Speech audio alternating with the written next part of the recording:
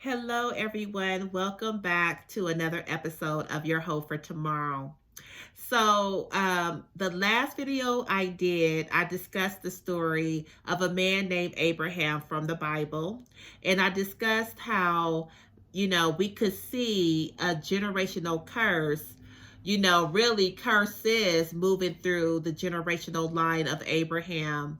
So, just to do a little recap, I talked about how Abraham, his ancestors, his relatives, they participated in false acts of worship with false gods. These false gods were like man-made graven images, you know, um, of who they thought God was, and God's statues of gods that they can have, around their house and wherever they uh chose to worship these images. So to break the generational curse of idol worship and participating in false acts of worship with these false gods, God called Abraham out from this way of life.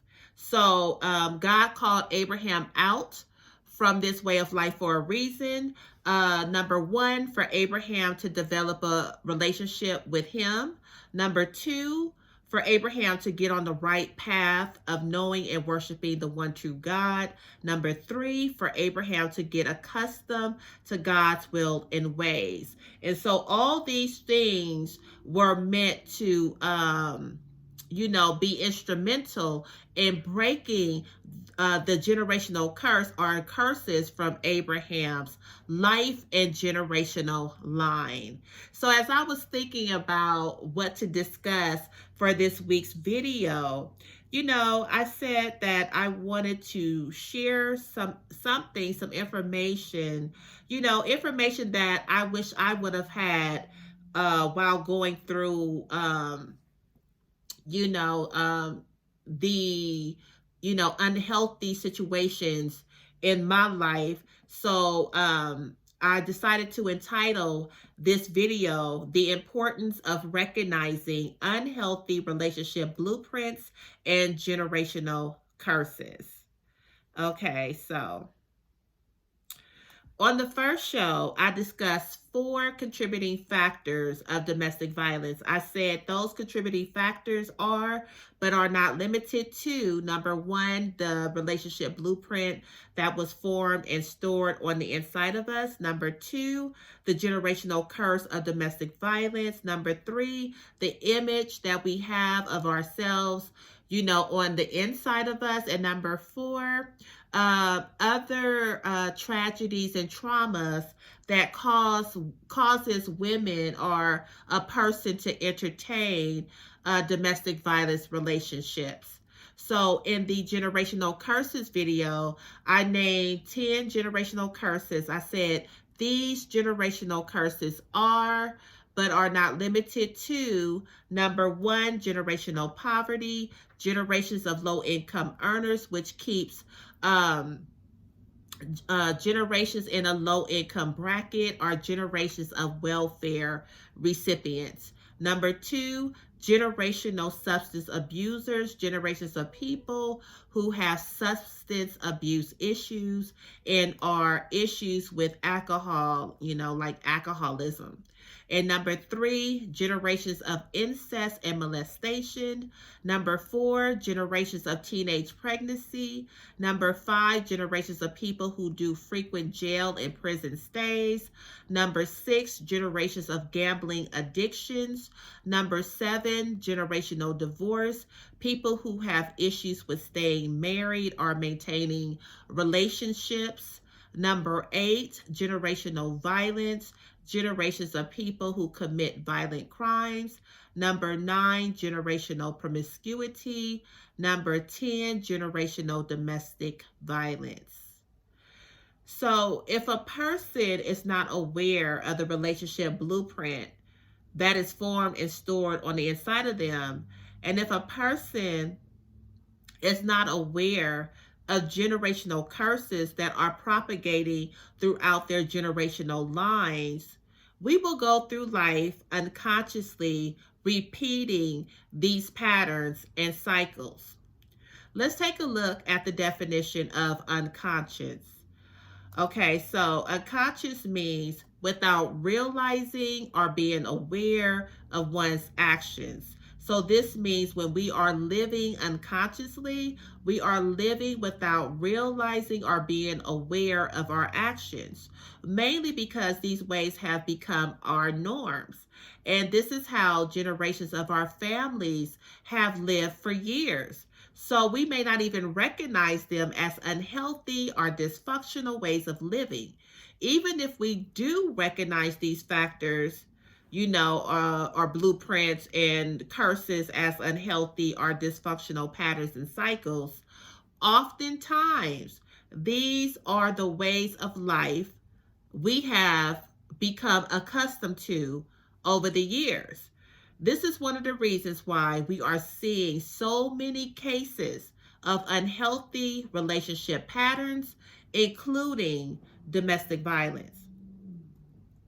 Okay, so recently there was a story in the news about a man who went inside of a church and murdered his own children during supervised visitation with his children. He murdered those poor kids and then killed himself. How could a father, or much less anyone, do this to his own children?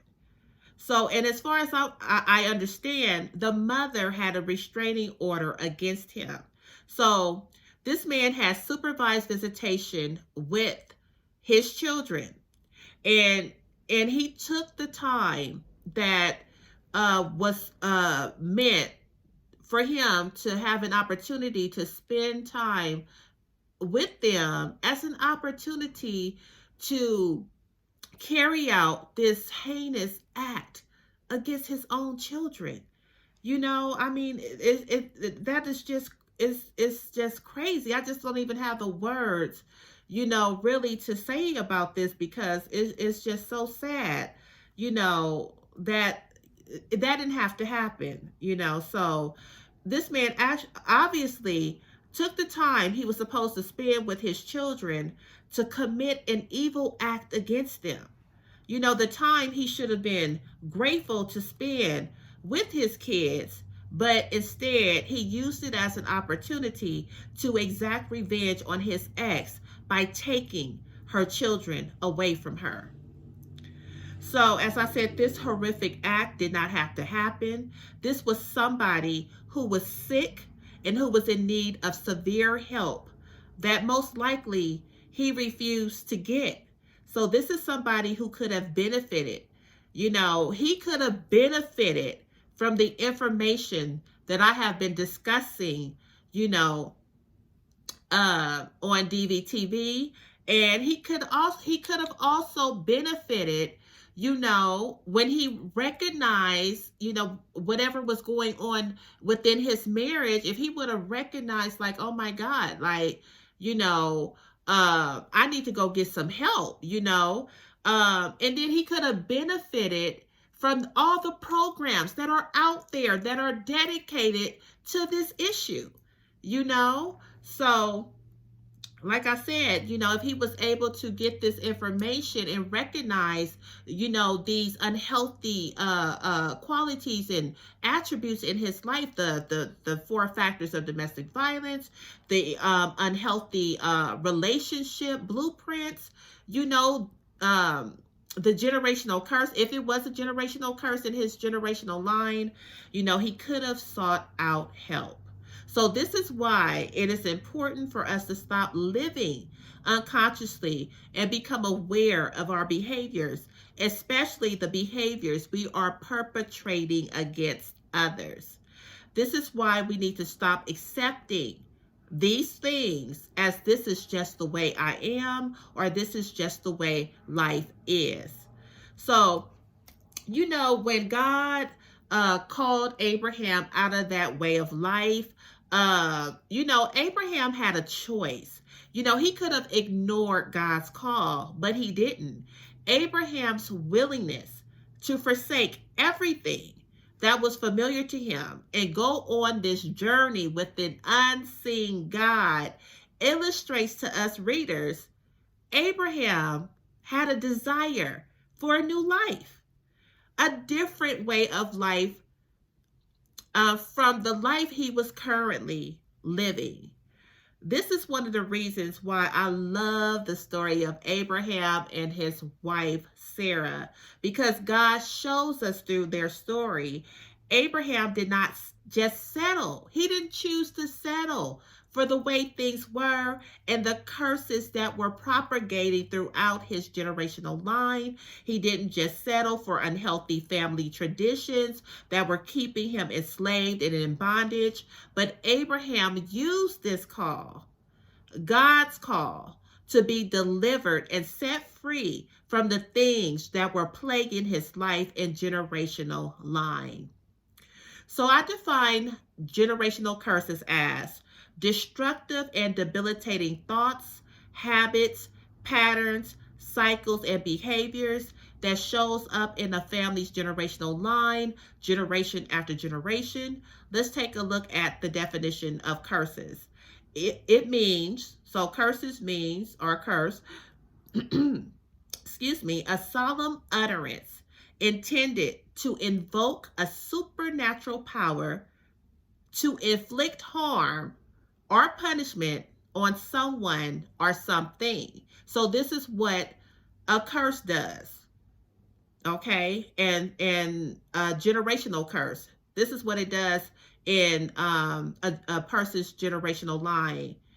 It is intended to invoke a supernatural power to inflict harm or punishment on someone or something.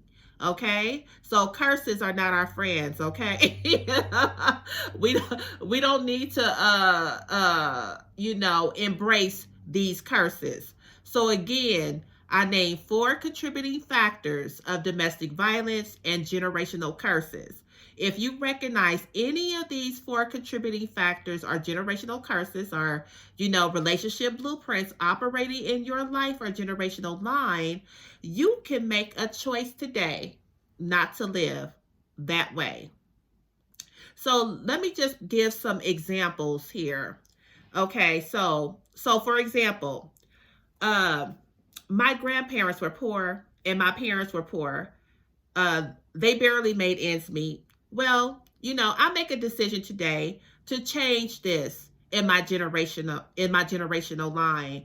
I'm going to get the financial education I need to change the trajectory of my generational line. Okay, so another example.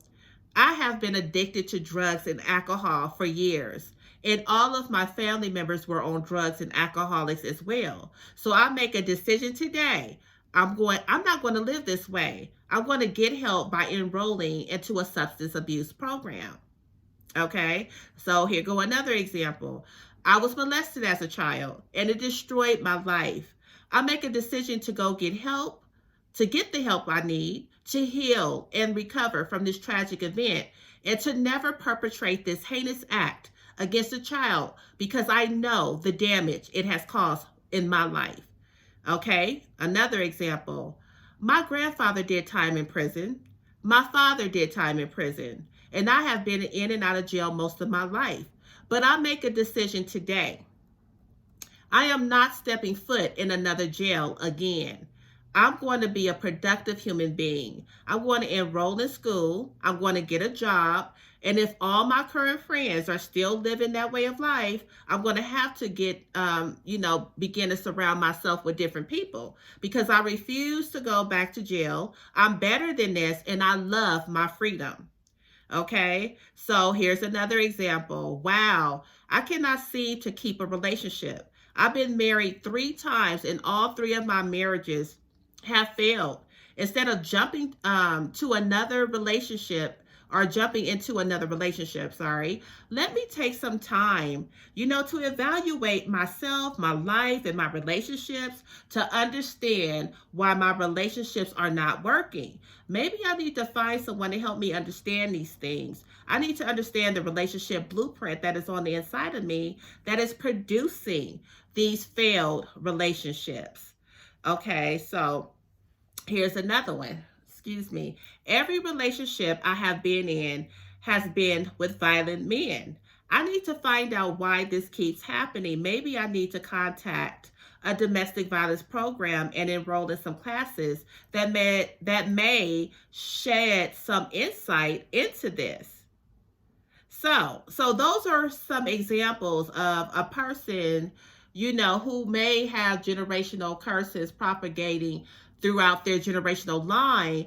But, once they become aware of these things, they can make the decision not to allow those curses to continue in their life and the next generations. So if we want to see these issues cease from operating in our lives, we got to make some decisions. Abraham made his decision and he refused to go back into bondage. And he refused to allow his son to be taken back into his homeland to learn his old way of life. As I stated in the last video, when it was time for Abraham and Sarah's son to be married, Abraham sent his servant back to his homeland to find a wife for Isaac. Abraham also made his servant promise if anything were to happen to him, and the servant had not found a wife for Isaac yet, to never take Isaac to his native land. Abraham understood the importance of deliverance. Abraham understood the importance of being set free from the bondage of idol worship. Abraham understood the importance of breaking these cycles and patterns from his life. Abraham did not want his child to go into a situation that was no good for him. So Abraham saw how the hand of God was on his life and was not willing to trade it for anything. He did not want Isaac to know anything about the life God called him out of. Abraham desired for his son to continue his relationship with God and to continue in the will and ways of Almighty God. This is one of the reasons why God chose Abraham. Genesis 18:19 says, "For I know him, that he will command his children and his household after him, and they shall keep the way of the Lord to do justice and judgment, that the Lord may bring upon Abraham that which he has spoken of him." So we have to make some decisions that supports our change and our growth. We have to become conscious of these things to invoke the change we desire into our lives. So I just want to encourage you today. No matter what you are going through today, you can make a decision to make tomorrow better. Okay? So that's all I have for today. I will see you all next week for another episode of Your Hope for Tomorrow. God bless and take care.